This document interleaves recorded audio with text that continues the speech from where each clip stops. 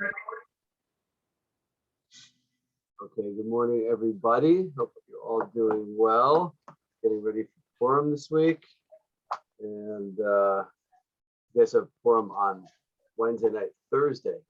Here it's in Jerusalem, it's Shushan Purim. So we actually have Purim on Friday, Thursday night and Friday.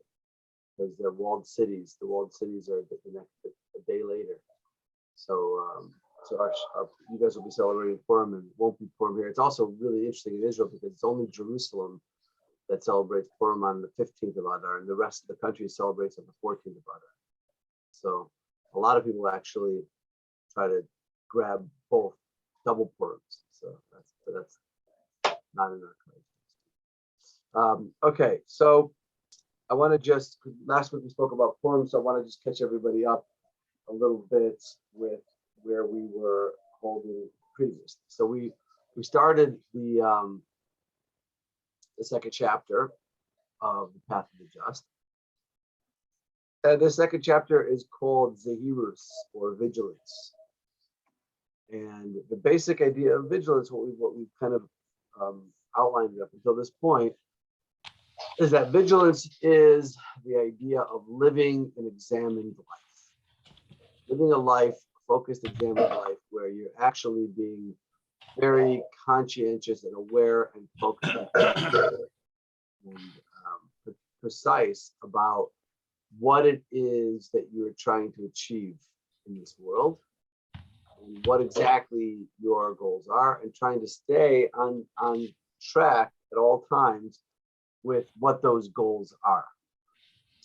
And this examined life requires a few things. He said that we have to contemplate, what he said in the previous part of the chapter, we have to contemplate and monitor our ways, our actions and our ways to determine if they are good or otherwise. But remember, that sentence was pretty loaded. We have to contemplate, meaning we have to first give thought to and focus upon our actions and our ways. And then we have to monitor them, meaning once we've determined we want our actions to look like, and what we want our ways to look like. And ways, we said, means either our attitudes or our perspectives or our midot, our qualities or attributes. We've contemplated what we want the actions and the ways to be like. Now we have to monitor them, which means that we have to create some sort of system to make sure that we're actually holding ourselves accountable to living with the actions and the ways that we've identified as being the ones that we're looking for. And we have to do so by trying to determine which actions and ways are good, which ones are not good. And to determine and to define what's good and not good, we borrowed from the earlier chapter in this book where he himself, defines good, using the terminology of King David, or using the definition of King David in Psalms, where he says, "B'kirvas Elokim li tov." As for me, anything that brings me closer to Hashem, that's what I define as good. And obviously the opposite is anything that takes me further away from Hashem is what I define as not good. So that's the basic framework for Zehirus, for vigilance. Contemplating and then monitoring our actions and our ways to make sure that they are good and not otherwise. Okay, and that's the basic discussion that we had. And if we don't do that, he said, then we're like a blind man groping in the dark. We spent some time discussing that analogy. Why blind man groping in the dark? Once you're blind, does it really matter whether it's dark or not? And the answer that we gave to that question was, it does make a big difference, because if you're blind and it's light out, then other people can warn you about the potential danger, the pitfalls, and the hazards that are in the way. But if it's dark, not only can you not see, but other people can't help you and warn you either. So if you're not contemplating and monitoring your ways and actions to determine if they're good or otherwise, then you're like a blind person groping in the dark, meaning not only are you heading, directly into destruction and disaster, but nobody will be able to help you because you will not be open in any way to other people's input, and certainly not to their even constructive criticism. So that is the why it's so important to practice zehirut or vigilance, and that's what this first chapter, this first midah, is all about. Okay, so now let's see what he says. We're on page 44. And he says the obligation of zehirus is a logical one, meaning the notion that we are, required to practice this vigilance or obligated to practice this vigilance should be pretty logical. Why? Because listen to his argument. He says, now, this requirement to examine one's actions and life paths is something that the intellect surely demands. I mean, if we're thinking about it, if we're being real and being honest and applying, intellectual thought to this topic, we will realize that to live this examined life is something that should be required. Why? For since a person has the discernment and the intellect needed to save himself and to flee for the potential extinction of his soul, which he faces if he fails to analyze his actions and paths, how can it be that he should want to avert his eyes from the path of his salvation? There is certainly no lowliness and lunacy worse than this. One who acts in this manner and does not take these logical steps of self-analysis to avoid the terrible danger of spiritual extinction is more lowly than even the animals and beasts whose instinct it is to protect themselves, and who therefore flee and attempt to escape from anything they perceive as potentially harmful to them. Now let's try to break this paragraph down, because obviously it's pretty intense and there's a lot that he said over here. So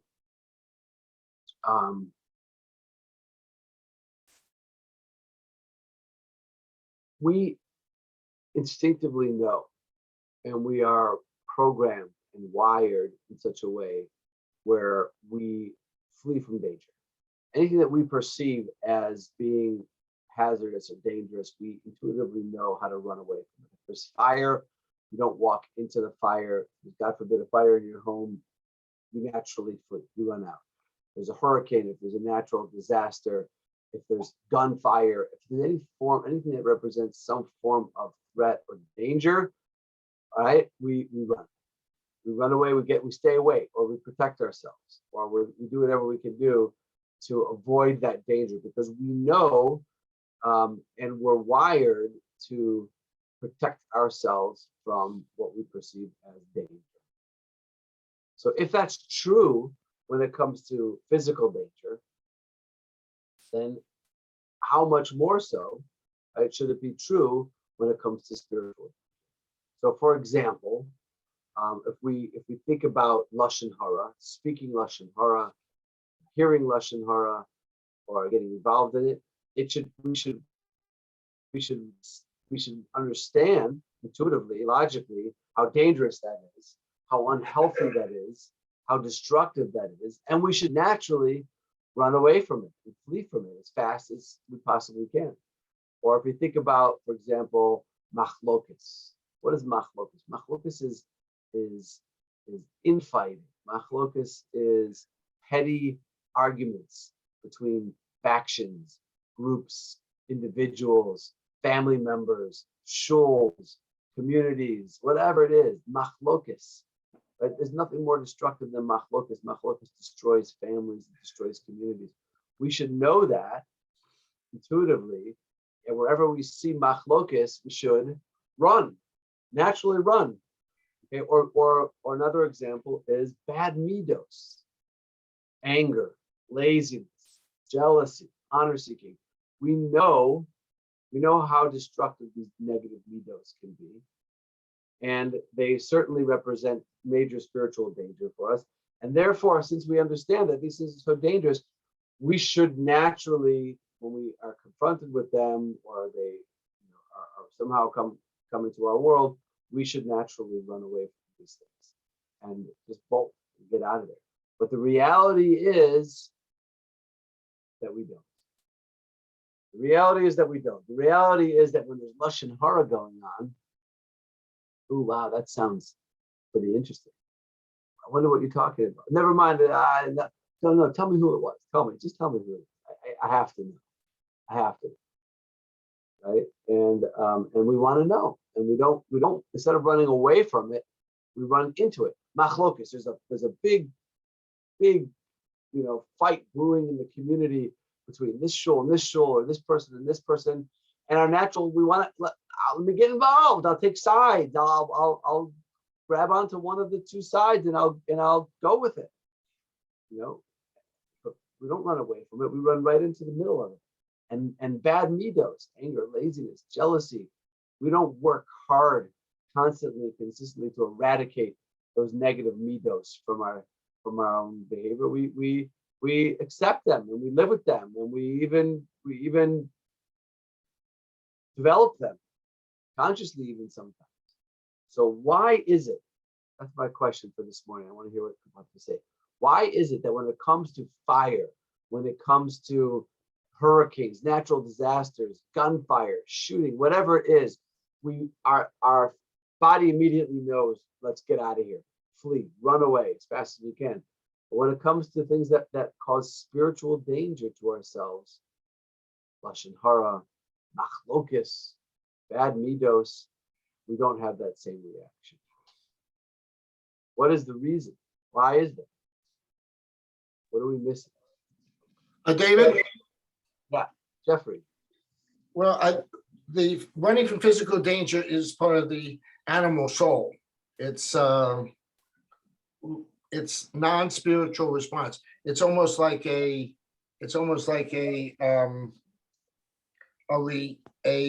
reflexive arc that doesn't not necessarily have to go to the brain. Like you touch something hot, it's not necessarily processed.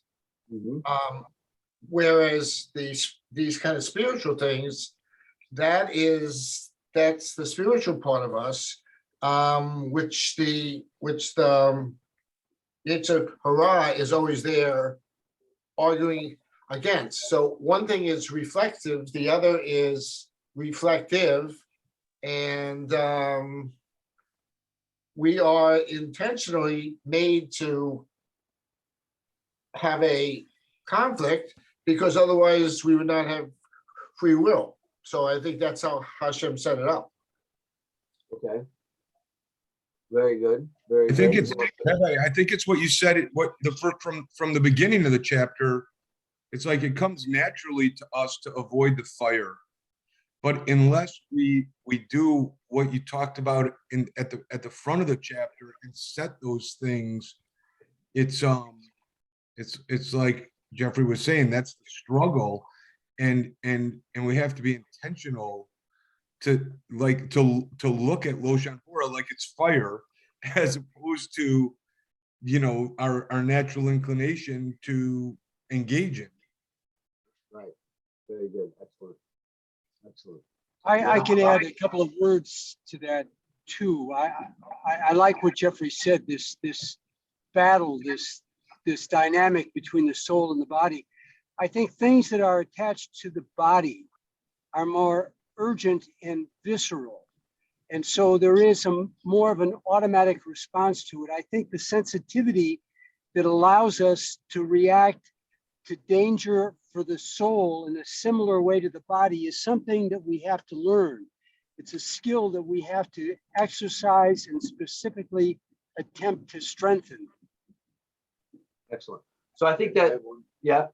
I think that physical danger attacks all our senses, and you can see it, you can feel it, you can hear it, you can touch it, but with spiritual, we don't have that ability to deal with. Not all our senses are activated. Okay, excellent. Excellent. Good. So I think that we're all, I have a question. yeah, Carolyn? Yeah, what do you mean by run? Because I have a issue that, are you supposed to not talk to the person? Are you supposed to shun them? What is the action that you do when you say run from them? Good Because it's question. rude. Yep. So you're talking about, for example, the case where somebody's speaking Lashon Hara, let's say, and you don't want to be exposed to it or whatever. That's a good example, right? Well, I think that, it requires, it depends really on the nature of the relationship. In an ideal situation where there's open and honest communication with somebody, you could share with them, hey, you know what, I'm feeling uncomfortable with this conversation because I'm trying very hard to avoid speaking about other people in a negative light. So, I hope I don't mean any offense by this, but I think I'd rather change the topic. If you can speak openly and frankly with somebody like that, that's fine, as long as you're not, coming down hard on them and being critical of them or whatever. But if not, then it just requires some clever, conversation changing skills, which every spiritually minded person should be equipped with. In other words, if you go out for dinner with a couple and you have, or you're a friend or whatever, and that friend has a tendency to slip into what most people kind of go for a default conversation, which is Lashon Hara, you have to be ready with topics to bring up, interesting conversations to have that are not Lashon Hara, so that you can, change the topic, change the subject, whatever you can do, or at the very least, if you're stuck and there's nothing you can do, then you can just, while that person is speaking, pretend like you're listening, but really have in mind that you're not really believing anything that this person says, or you can go, I'm not listening to you. You can't really do that, but you can do that in your mind, But you're right. Obviously, it's a sensitive situation. Is that when you put your fingers in your ears and you hum loudly? Yes, exactly. I have seen Adrian, who has a black belt in verbal arts, has done some interesting things. We have some long-term friends who haven't been on a path of study the way we have. And it's interesting when Adrian states specifically or intimates that from what we've learned in our tradition, this is something that we really don't want to participate in. And there may be a defensive response initially to that, but it plants a seed and it sets an expectation that I think accumulates as you are consistent in having that kind of response. It takes a lot of guts to do that, though, because usually there's a lot of history involved. It does, but if you can do that, that's the best, because then you're being open, you're being honest, you're being straightforward, and you're potentially planting a seed in that other person to, that's interesting. I never even knew there was such an idea of being careful with the way you speak about other people, and maybe you can encourage somebody else to, start thinking about speaking and being careful with the way they speak. Okay, so I just want to say that I think that between what Jeffrey said, what Brian said, what Les said, what my father said, I think we're all, and what I'm about to say, I think is all basically the same idea, just kind of stated in slightly different ways. The way I was going to put it is, where does the knowledge of the danger of the activity originate from and reside in? So when it comes to physical danger, fire, hurricanes, gunshots, it's that knowledge resides in the heart, meaning in the realm of the emotional reality of the person. But just back up. The way human beings are built is that we don't act, we don't respond, we don't act, we don't galvanize ourselves in any physical way until knowledge exists in the realm of the heart. That's why the Ramchal said in the beginning of the book that we have to clarify and internalize all the information that's in this book, right? So information that's in the heart leads to action. So when it comes to physical danger, no, it automatically resides in the heart. We know that in our emotional reality, we know that don't touch fire, it's going to hurt.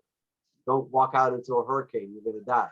But the knowledge of spiritual dangers associated with the examples that we gave, lashon hara, or bad midos, or machlokas, or any of the negative things in the Torah, the fact that those things are dangerous, that awareness resides in the intellect.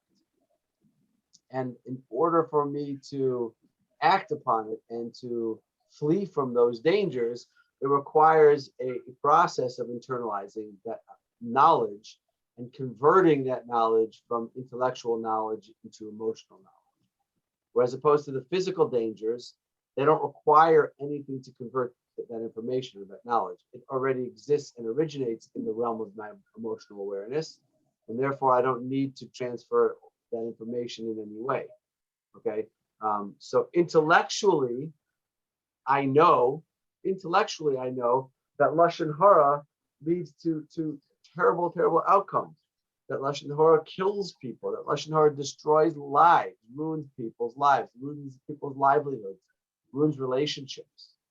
Intellectually, I know that machlokes, dispute and argumentation and petty infighting only leads to destruction of communities, families falling apart, relationships being severed. Intellectually, I know all of this stuff. Okay, but I mean, we all know stories about families that this one's not speaking to this one, and this brother doesn't speak to this brother. And you ask them why. Well, we had a machlokes. What was the machlokes about? To be honest, I don't even remember, but we don't speak to each other. I don't speak to this one. He doesn't speak to me. Right? It destroys families. It destroys relationships. But we know that intellectually. Intellectually, I know that bad midos, negative character traits, laziness, jealousy, anger, that they prevent intimacy and connection with other people, that they ruin my own sense of happiness and joy and yishuv hadas, peace of mind, anxiety, all these negative traits that they leave me in a much worse place. I know all those things intellectually, but I don't naturally know these things automatically internally. It's not internal information, it's external information. It's something that exists in the intellect. So Rabbi, there is a metaphor that I'm thinking of in the physical world that kind of applies to this. The whole idea about virus and washing hands and staying clean, there is not an immediate sense of urgency in doing those things until we start to train ourselves. We elevate our sensitivity to the potential adverse consequences of performing those actions without being mindful of the safety involved. And I think the same thing happens with the spiritual, that it's a skill that has to be developed. It's a sensitivity that doesn't come by itself. yes, that's exactly right. And that, my friends, is exactly what the avoda, what the work, and what this concept of zehirus, of vigilance is all about. That is the concept that we're talking about. The avoda, the work, the roll up your sleeves and dig in work of a Jew is, and so much of what the mitzvos in the Torah, in God's infinite wisdom, what his mitzvos are designed and created and exist to do, is to help us to internalize these ideas, to help us to convert this information from an intellectual reality into our kishkas, as they say. So that's what, there's so much about the Torah that's really there to help us to develop these sensitivities and these qualities. And that's really what we have to do. That is our avoda. Our avoda is not to let these truths remain purely intellectual, but rather to work on ourselves, and to the point where we are naturally on guard for spiritual dangers as much as we are naturally and automatically in a default sense on guard for the spiritual as much as we are for the physical pleasures. Okay, so in other words, we should understand that lashon hara and all these things are no less dangerous to us, and we have to work on that constantly to get to a point where we can understand that for ourselves. But that's not easy. That is really not easy. That takes constant work. It doesn't just take a one-time work. It takes constant work. It's a lifetime of work. Because as soon as you stop working on it, you stop remembering that. It takes constant vigilance. That's why this idea of vigilance, you work on this your whole life. You spend your whole life involved in this process of deepening our understanding and awareness of the seriousness of the negative dangers involved to our souls and to our eternal existence with some of these very, very serious matters. David, Yeah. question. I think there's somewhat of a false dichotomy here. A reflex arc, almost by definition, means it goes from the heart, right, not through the spinal cord, and then you lift off. In other words, you don't. If I work with people who are intellectually challenged, if I need them to open up their mouth so they won't get injured, they may not understand that. But if I roll their lower lip over their bottom teeth and push, their mouth is going to open, and it's going to stay open because it hurts. So I'm not going to be able to intellectually explain that. That's just a reflexive thing. But in matters of the spirit, I don't think God wants it to be reflexive. I think it wants to be a challenge all the time, so that you can be free. You're not an angel. Free will. That's a great point. And it is a challenge all the time, because no matter how much you work on it, it's never like, with certain things, you could, with certain things you can learn them and then they become automatic. Well, Right? the thing is this: if a man looks at a beautiful woman and he's with his wife, okay, it's not a reflex arc to avert your eyes. There's some thought that goes into it. Now, the longer you've been married, I won't tell Paula. Don't worry. Yeah, I mean, you may do it subtly. It may be very quickly. But for sure. It's not an automatic thing. No, but your point is the good one, which is that, and that's what the Ramchal is saying over it. It never becomes automatic. That's why it requires constant vigilance. Right. Okay.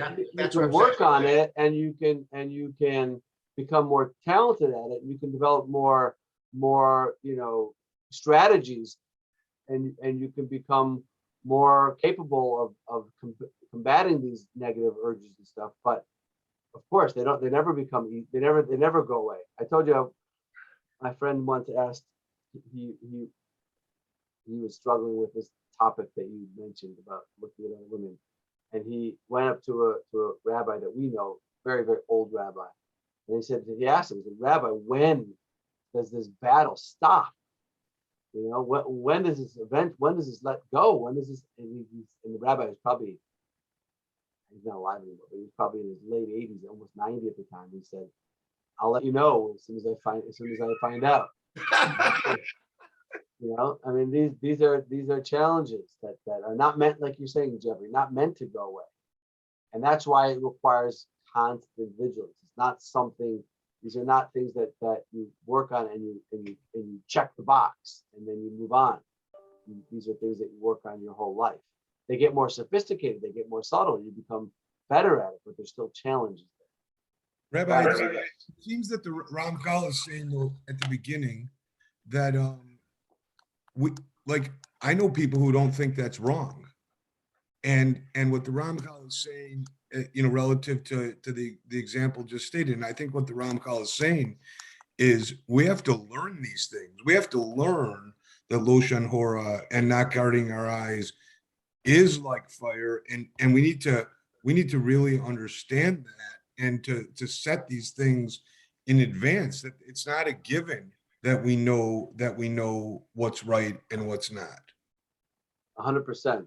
And that is that is the first stage of all of this, is the learning part and the knowing part, but it doesn't end there either. I mean, in other words, once I've identified it, once, like every one of us on this call, we all know absolutely 100% intellectually, we all will agree. No one's going to argue with this at all. Lashon Hara is bad. Now, not everybody, in Deerfield and Northbrook, and knows that. In fact, many, if not most, don't. I'm talking about Jews. But there's two things. There's knowing it. There's getting that information. And that's the first step. Like you said, that's why we have the Torah. That's why we have the wisdom of the Torah to tell us what is right and what is wrong. Because you wouldn't naturally know it. What is it speaking Lashon Hara? What does it matter if no one's around and no one hears and I'm not hurting his feelings and I'm not embarrassing him? Who cares? He's not even here. He doesn't even know we're talking about him. Or looking at not guarding your eyes and looking at another woman. Who cares? I didn't touch her. I didn't do anything. I didn't do anything inappropriate. I just looked. Who cares? But we need the Torah to tell us what's right and what's wrong, what's appropriate, what's inappropriate, what is aligned with Hashem's will for us and what is not. And then once I even know, then that's just the beginning. That's the easy part. That I could just take out a book and read and say, okay, this is bad, this is bad, this is good, this is good. And then there's the process of, okay, now I got to live that. And that requires constant reminding myself, internalizing and working on it day in and day out, never ending. I want to take a little bit of an analysis of what he said over here towards the end of this paragraph, where he says, one who acts in this manner and does not take these logical steps of self-analysis to avoid the terrible danger of spiritual extinction is more lowly than even the animals and beasts, meaning on the pecking order of developed qualities. This person who's not practicing vigilance and who's not going through the steps of self-analysis to avoid the terrible spiritual danger actually falls out lower on the food chain, so to speak, than animals and beasts. Why? Because animals and beasts instinctively protect themselves from danger, and the person who's not practicing zihirus and who's not going through this process of self-analysis and is therefore not fleeing or trying to escape from this danger that's potentially harmful to them, they're lower than an animal. They're worse than an animal. Automatically knows if a gazelle is being attacked by, let's see, as a lion in the jungle, the gazelle's going to run away as fast as it can, right? So if we don't do that, animals are above us, smarter than us, more developed than us, because the animal will always run away from danger, and we don't. That's what he says. Okay. But I have a difficulty with this. I'm not the only one who has a difficulty with this. There's an obvious difficulty over here. What's the obvious difficulty over here? It's really based on what we were saying. Animals are wired in their DNA. It's part of how they're built and created to avoid danger in the jungle, other attack from other predators. There's no part of them. There's no component of the animal that tells them to do otherwise. There's no part of the gazelle that says, "Ooh, there's a lion in the forest. You know what? Might be kind of fun to like walk up close to him and like see how close I can get and see if I can play. Or there's a fire. Maybe I'll get really close to the fire and see how close I can get without burning myself." There's no part of the animal that is telling it or encouraging it to do anything other than get the heck out of here, run away from the danger. But when it comes to human beings, we do have this duality that Jeffrey mentioned and Brian mentioned, my father mentioned, and Les mentioned. We do have this duality. We have a part of us that says, this is bad, this is dangerous, get away, run away. But there's a whole nother side of us, the Yetzer Hara or the body or the physical body, the physical pleasures, whatever it is, that is actually, not only is it hardwired, not only is it telling us that not telling us to run away from it, it's telling us to run right into it. So how are we lower than the animals when we don't flee? The animals don't have to grapple with a part of them that's telling them not to flee. We do. So if we don't flee, it's because we have an internal challenge, a duality inside of us. Part of us is saying flee, part of us is saying don't flee. The animal doesn't have that duality. So if the animal doesn't flee, of course the animal doesn't. I'm sorry, when the animal doesn't not flee, of course it doesn't not flee. It's gonna not flee 100% of the time. But for us, when I go towards the danger, when I go towards that lashon hara, what did you say? Or when I take sides in that machlokas, or I don't work on my negative qualities or my negative midos or whatever, that makes me worse than the animals? Of course not. Of course not. The reason why I didn't do it is because there's a part of me that's built in a way that's telling me to run towards that danger. So that's the problem with this piece of the Ramchal. Why does it put us below the animals when we don't flee from danger? When the animals, they're machines, they're robots. They're always 100% of the time designed to flee from that danger. We don't have that. So sometimes we'll flee, sometimes we don't. And when we don't, we're lower than the animals. That's the difficulty with this piece of the Ramchal. Les, I see you have your virtual hand up there. It occurs to me that what you're covering at this point is the primary focus of your personal mission in outreach. Because in effect, what you are battling is the common culture, which basically says, I don't need anybody to tell me what's right and wrong. I trust myself. The fact of the matter is that without access to something independent of the self, we allow ourselves to rationalize that, well, that religious stuff is parochial, that's old-fashioned, that there's been an enlightenment that's occurred in mankind. We've gone way beyond the primitive issues that informed our necessity of connecting to religion in the past. We don't need that anymore. Right. That is obviously the, in a nutshell, the biggest challenge of all, outreach attempts to try to bring Jews closer to Torah and mitzvos and the reality of Hashem in our lives. That's very, very hard. But coming back, let's see if we can. What would be the answer to this question? Let's make sure we understand the question one more time. Yeah, Brian, go ahead. So I don't struggle with this. I think this is pretty simple. It's if the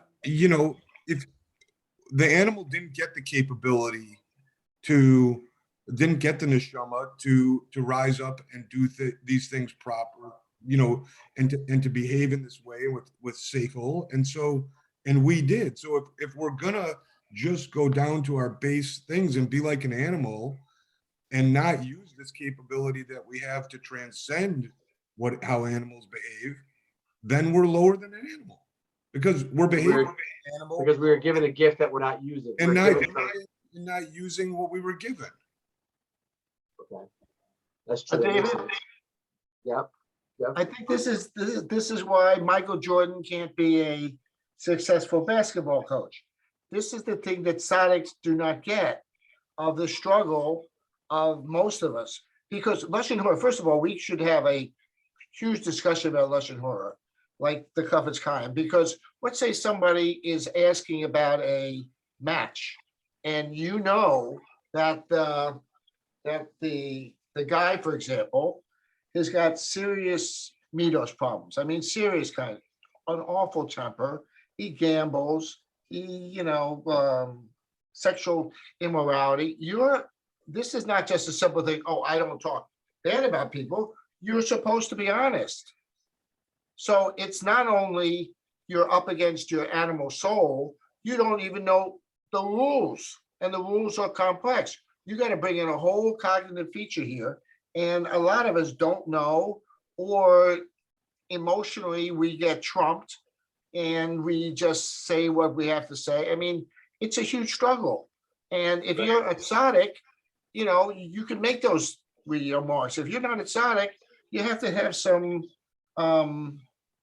empathy for the struggle that most of us have.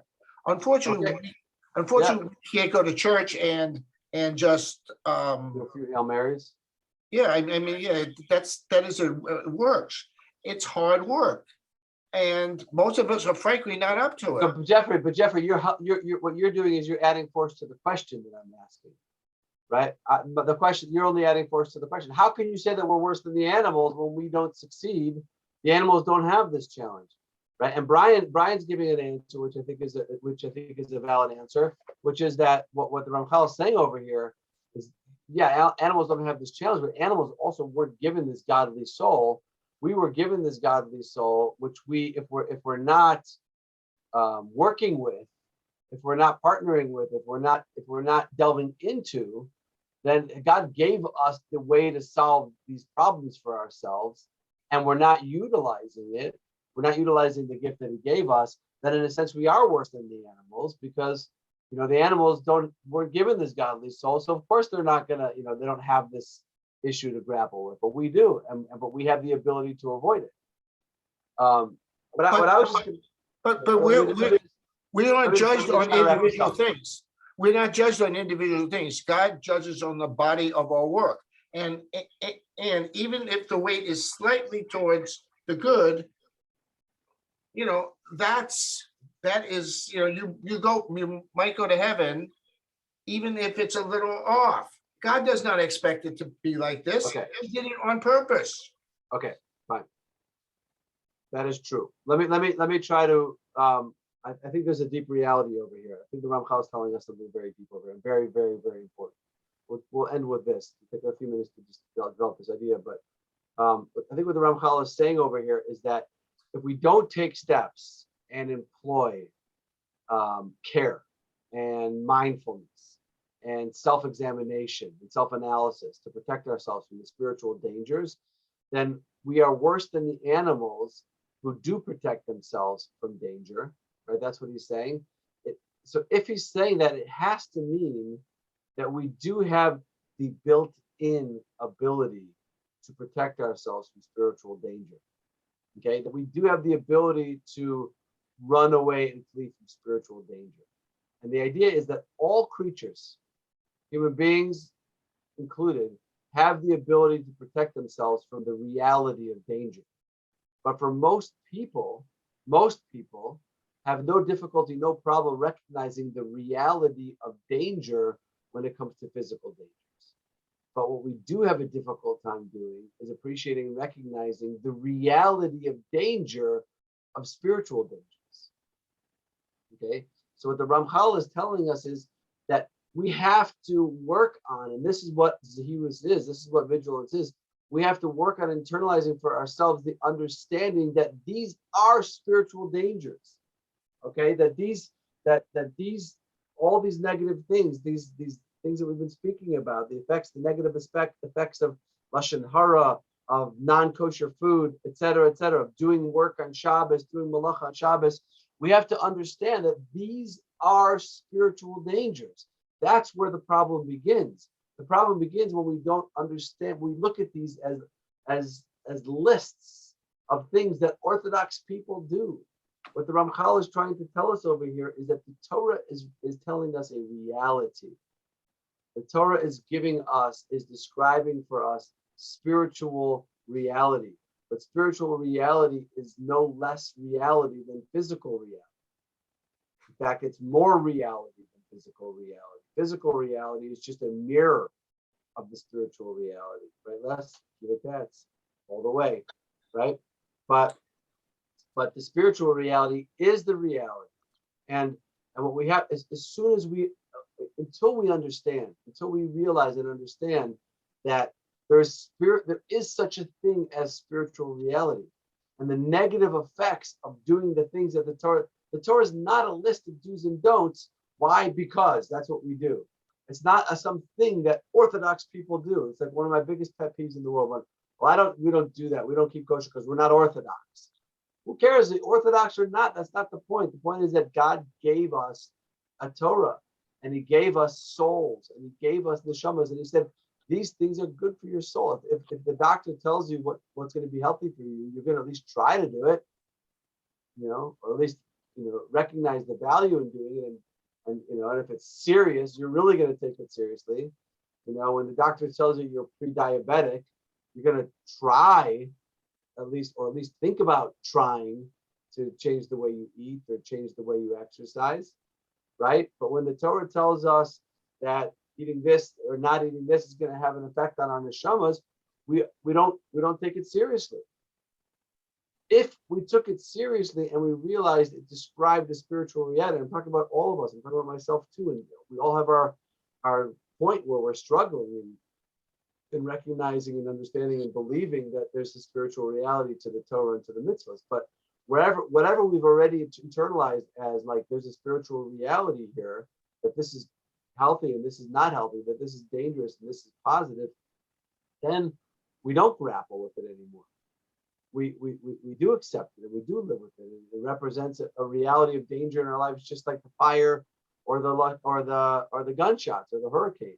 So what the Ramchal is telling us over here is that the avoda, the real work here, if it's true that we're worse than the animals if we don't run away from spiritual danger, it has to mean that we do have the ability to understand spiritual dangers as real dangers.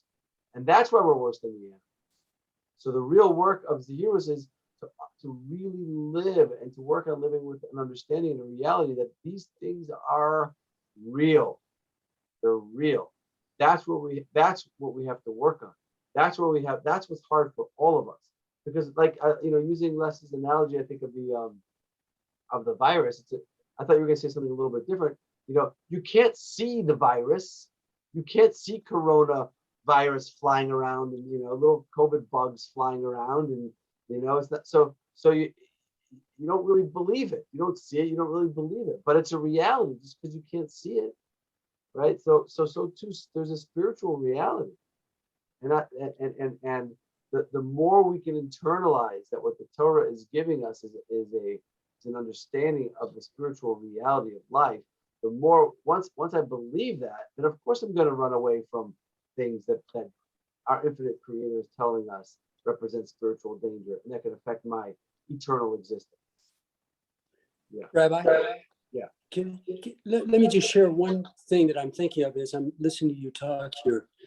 The fact of the matter is that there is purpose in life for a reason that impacts us directly. It's not simply the most important thing is God says to do it, and that's reality. That's what we ought to be motivated against. But the fact of the matter is that God is the infinite giver, has constructed us in such a way that the endpoint for us is a concept of joy that is broader and deeper than any other path we can take. We have been given life, which is a sensation, which is an experience that we have. And the traditional concepts of Judaism are basically an instructional to maximize the joy and contentment that we feel.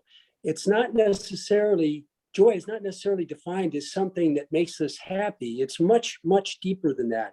So the ultimate goal, the ultimate purpose, which may be a kind of rallying cry it has been for me when I get into a situation where I just don't understand it all, that ultimately the purpose is a concept of deep joy that there is no other way to obtain. Yeah, beautiful. And fulfillment and actualization of self and development of ourselves. Right. Rabbi, can I add one thing to that? Can I add one thing to that? And I think you and I have talked about this before from like a Rabbi Nachman concept, and it applies to the example you gave about guarding our eyes. But I think it also applies to everything. It's unnatural for a man to guard his eyes, and especially to the level that the Torah calls for. It's completely unnatural. It's against our wiring. It feels almost impossible. But when we transcend that and we do the mitzvah that's beyond and that's unnatural at that, and we can do that, then we receive blessings that are above and beyond nature. And I just love this concept, and I've found it to be true in my life, and I've seen it in other people's lives. And I think it applies not just to guarding one's eyes, but it does apply to that heavily, obviously, but also to Loshan Hora and a lot of these other things that we're talking about. David, 100%. David, would you say in general that in the study of Judaism with whomever you're studying with, that the major emphasis is placed on the positive mitzvahs and less on the negative mitzvahs? And could it be that if you were to highlight some of the negative mitzvahs, and I mean you in general, the rabbis, that that might be a strong emphasis that would help us accomplish what you're asking us to accomplish? Yeah, I mean, that definitely, as a rabbi and an educator and a teacher, whatever, it's easier to focus on the positive mitzvahs because everyone, everyone likes the positive ones. People don't mind, no one likes to be told not to do something. Right. But here's the thing about the positive versus negative. At least with your failure to do a positive mitzvah means that you've squandered an opportunity to build something. But your discipline in avoiding a negative mitzvah, a negative action, actually conserves, retains, maintains a structure without destroying it. So in a sense, it's more important to do no damage than it is to have squandered an opportunity to build something positive. Les, you know who agrees with you Me. on that one? In addition to my father, David Amelech, King David. He says, "Sur me ra, v'yaseh tov." That's the order. First, avoid ra. First, avoid the negative. First, avoid the bad. Don't destroy, and then, and only then, aseh tov. Then do the positive. Right. So definitely the prohibitions, and that's why there are 365 prohibitions and 248 positive mitzvahs. Right, because the prohibitions are the foundation, right? If a person is trying to purify himself from coming into contact with a dead body, but he's doing so, he's going in the mikvah, but he's holding the carcass of the animal of the lizard or whatever in his hand as he goes into the mikvah. The mikvah is not going to be matahir him. It's not going to purify him. First, you have to let go of the sherets of the reptile or whatever, the body of the carcass of the animal that made you tummy. You have to let go of it, and then you go in the mikvah. If you're still holding on to it, it's not going to help. So you can do the positive mitzvahs, but if you're not avoiding running away from the prohibitions, then you're not. Then it's one step forward, two steps backwards. So That's why you need to learn. what we do, But not. I talk about it all the time. Not eating, non-kosher food and avoiding Shabbos violations and sexual morality, all the things. It's just that people love to grab onto the positive mitzvahs. I like making kiddush on Friday night, and I like lighting candles, and I like eating herring. But I don't like not being able to use my technology or not being able to get in the car, whatever. It's hard. It's hard. Very, very hard. But 1 second, I saw Lee has her hand up. She hasn't said anything yet, so we have to call on me. I just wanted to say briefly, I think that a lot of this is pretty self-evident, right? That our life's work is this struggle between this more primitive piece of ourselves, right? The things that are, when you talk about avoiding a fire, humans are wired for self-preservation, right? We're wired to avoid that stuff. But this dance between the more primitive and then the more, the divine piece of us. And I think that in respect, I'm just going to use this example of Loshen Hora. I think that if you're open to this idea, everything that you've talked about today, the avoidance of this, and to start to really be able to hardwire the view that these are also threatening to us. There's something about engaging in all of these behaviors that feels bad. There's a piece of it, even if you're saying, tell me what you just heard, there's a piece in our neshama that says this is something about this does not feel right. That I think the higher part of ourselves understands that in a primitive way also. That's a great point. And we can access that. I think you're right. Like, you certainly don't feel good about it afterwards. You let yourself down, and I think we can tap into that. I think that's what the Ramchal is saying, that we do have it has to be, that's what he's saying, that we have the ability to tap into that. Because otherwise we'd have, you couldn't say we're worse than the animals for not doing it if we don't have the ability to do it. It has to be that we have the ability to do it. And since we have the ability to do it, then we have to do it. And no one says it's easy, and no one says it's going to happen, overnight. But we have to at least have that as a goal. Yeah, Jeffrey, I'm going to take a comment, and then I'm going to. Okay, David, here's the deal. I enjoy this immensely. However, there's only 10 of us here. Sometimes I get the feeling we're rearranging the chairs on the Titanic.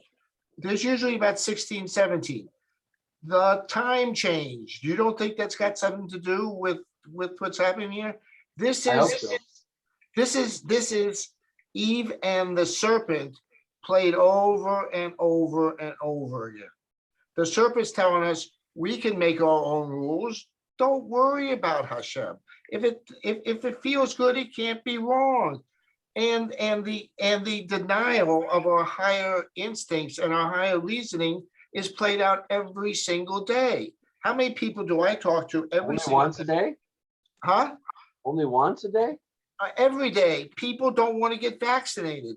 They don't know from long ago COVID. They don't know the possibility that the COVID virus can actually re-spark autoimmune diseases. These things are just way over their head.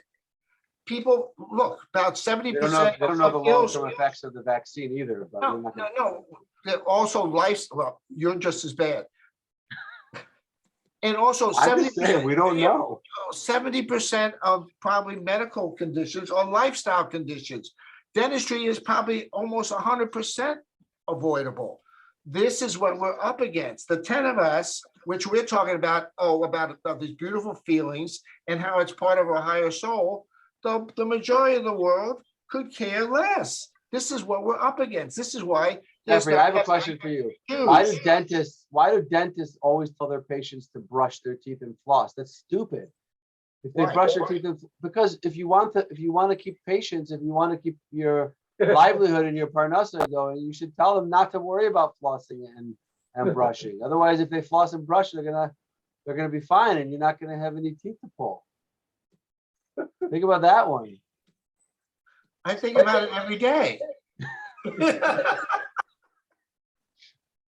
All that I'm saying is it's a tough fight.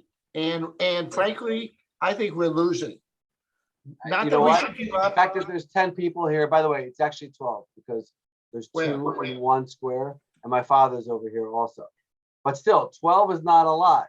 There should be 100 every Sunday morning, right? The point is that 1 hour in time, I believe, had an effect on those 4 or 5 other people. Now, it could be me next week. I'm not saying that. Oh, 13.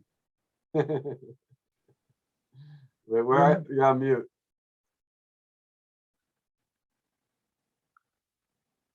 What happened? It's a little unmute button, Steve. You just push unmute, and then it goes off.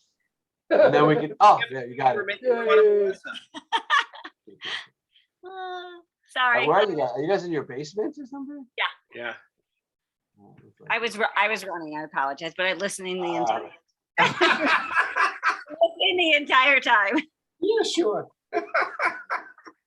Yeah, no, I think the time change did mess things up a little bit, but we'll see next week. If we only have 12, then we'll know it wasn't time. No. Well, if we wait 5 minutes, we'll see who wants to get on. Oh, that's right. Yeah. And we knew No, Lee it's already was gonna be on. 10:35. Then no one's trying to get on. Yeah, so Yeah, I think they knew there was a time change, but they couldn't get up early. you may not have sent something out because I've been distracting No, you. I did. Yeah, you've had to babysit somebody there. You had time for that. Full-time babysitter. All I can say is, come to Israel. It's awesome. It really is. Exactly. I'll drop something back here. All right, guys, I'm gonna run. Well, that's what Melissa was just doing. We knew Lee was going to be on, so we wanted to impress her. That's right. Oh, Nice to see you. Say goodbye to Rabbi. Judy for me. Goodbye, Judy. Thank you, Rabbi. everyone. Thank All right. you. Thanks, Goodbye. have a Thank great you, day, Rabbi. everybody. Enjoy. Thanks, Rabbi. Thanks all. Yeah, Alan, don't worry about anything. We have Judy. You enjoy All yourself. right. Thanks. See ya. Bye. So long, guys. All right.